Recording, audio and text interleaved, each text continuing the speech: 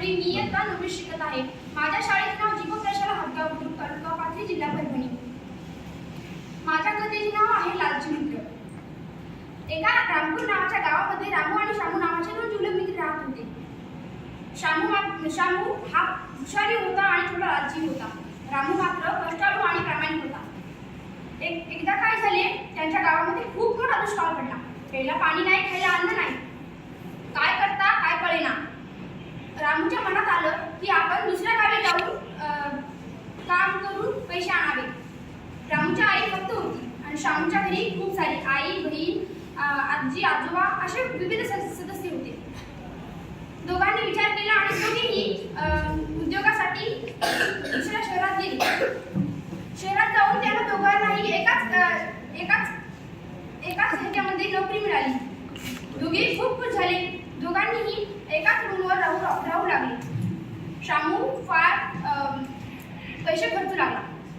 रामू सांगू लागला त्याला, अरे पैसे खर्चू नको, नंतर कामाला येतील. पण शामू एक थेट येते ना, मी माझे पैसे सांभाळू शकतो, मला सांगायची गरज नाहीये, असा शामू म्हणाला. त्यावर रामू शांत झाला.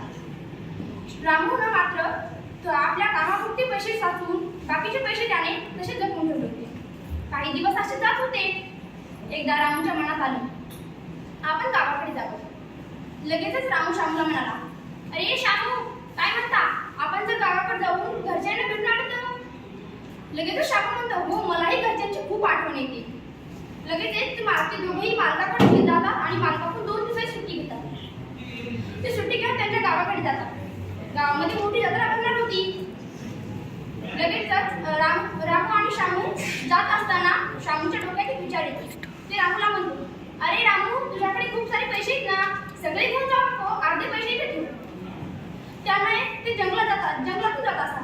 त्यांना एक मोठं झाड दिसतं. त्या झाडाच्या बुडाशी ते रामूचे पैसे ठेवून देतात. दोघेही गावाकडे जातात, सर्वांना भेटतात.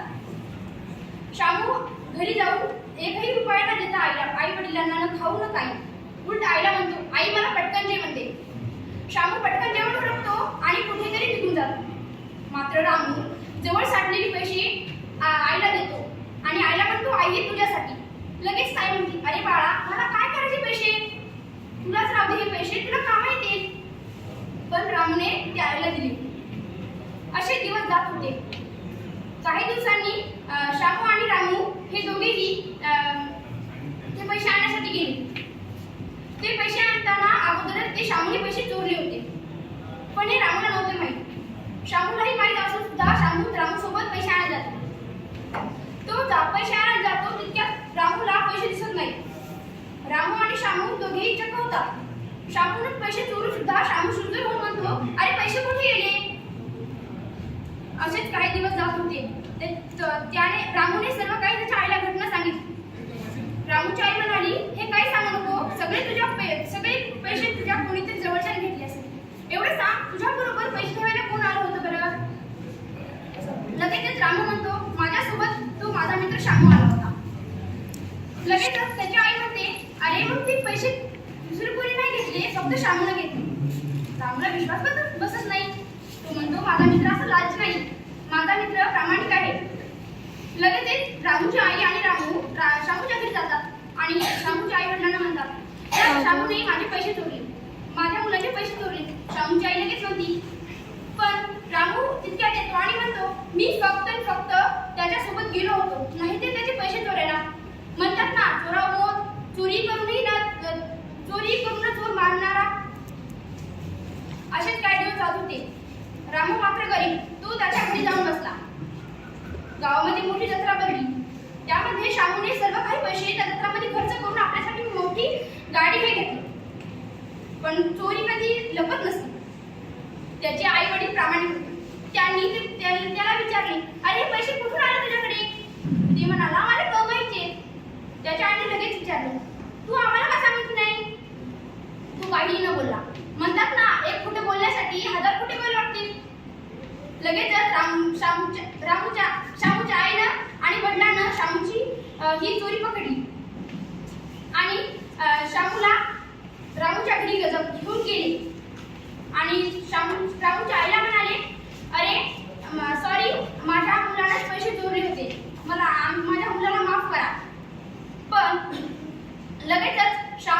रामू आणि रामू म्हणतो शामूला, अरे ही अपेक्षा नव्हती माझ्या मित्राकडून. शामूच्या आई व वडील त्याचे जेवढे घेतले होते पैसे ते रामूला वापस करतो.